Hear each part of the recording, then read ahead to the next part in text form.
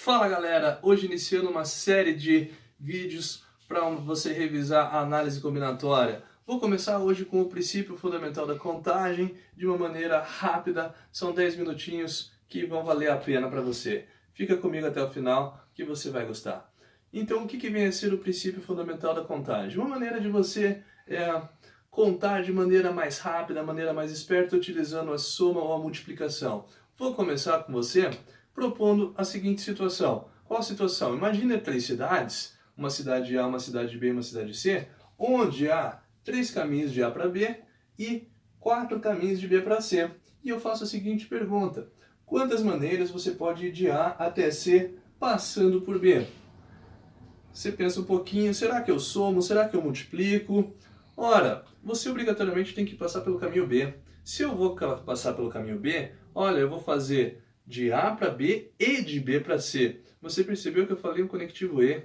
Olha o que significa o conectivo E, gente. O conectivo E, ele significa multiplicação.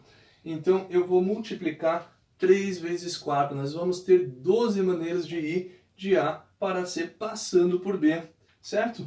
Então, fica claro isso. Não esqueça, conectivo E multiplica as possibilidades. Belezinha? Agora presta atenção na outra situação que eu vou te propor, uma situação um pouquinho parecida, mas para diferenciar os conectivos para você. Qual é? Imagine essa situação onde nós temos 2 caminhos diretos e 2 caminhos passando de A por B e de B para C mais 2 caminhos. Beleza? E eu pergunto quantas maneiras diferentes você pode ir de A até C, indo direto ou não. Então vamos separar as situações. Primeiramente eu tenho a possibilidade de ir direto. Se eu for direto, eu tenho 2 caminhos. Beleza? Mas eu também posso ir passando por B e de B para C. Fazendo esse caminho, nós vamos ter 2 e 2. Então eu vou multiplicar as possibilidades. Teremos aí, passando por B, 4 caminhos. Você percebeu que nós temos as duas possibilidades. Ou indo direto, certo? Ou passando por B. Beleza? Se eu tenho as duas possibilidades, o conectivo ou, eu quero que isso daí fique claro para você que nós vamos somar as possibilidades. Conectivo ou soma as possibilidades, belezinha?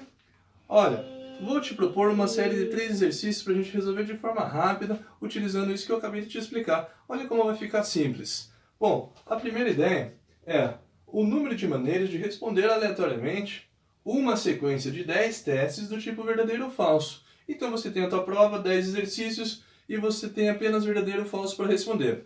Você não vai fazer a primeira, ou a segunda, ou a terceira. Você vai fazer todas as questões. Se cada uma delas tem verdadeiro ou falso, cada uma delas tem 2 possibilidades. Como você vai fazer o primeiro e o segundo, e o terceiro, e o quarto, e assim sucessivamente, olha o que vai estar implícito. O conectivo E, galera. Se é o conectivo E, o que eu vou fazer? Vou multiplicar essas possibilidades. Multiplicando as possibilidades, nós vamos ter 2 vezes 2 vezes 2, isso multiplicado 10 vezes por ele mesmo, é a 2/10 ou 1024. Belezinha? Essa é a resolução do primeiro exercício. Vamos para o segundo teste? Muito legal o segundo teste. Olha só.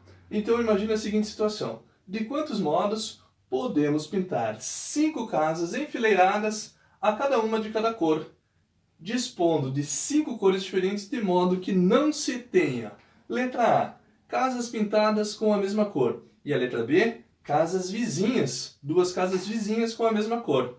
Belezinha? Vamos para a letra A. Não podemos ter casas pintadas com a mesma cor. Olha só.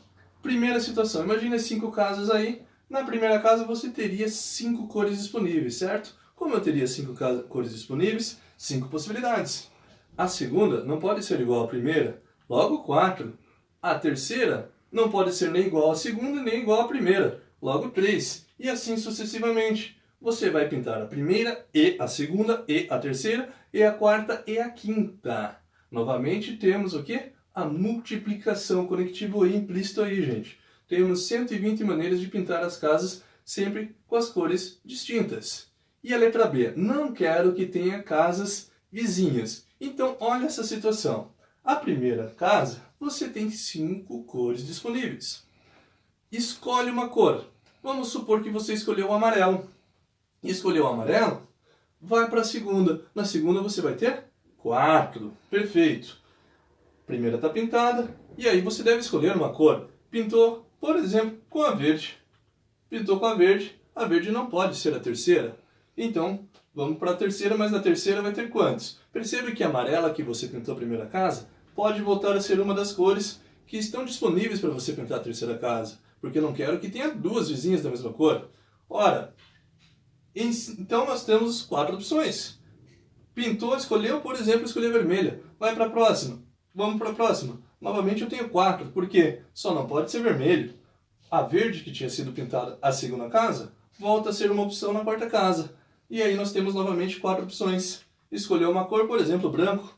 Pintou de branco, foi para a última, a branca só não pode ser a última. E novamente nós temos 4 opções. Olha que legal. Vamos pintar a primeira, e a segunda, e a terceira, e a quarta e a quinta. Novamente temos aqui a multiplicação. 5 vezes 4 a quarta, ou seja, 5 vezes 256, teremos um total de 1.280 possibilidades.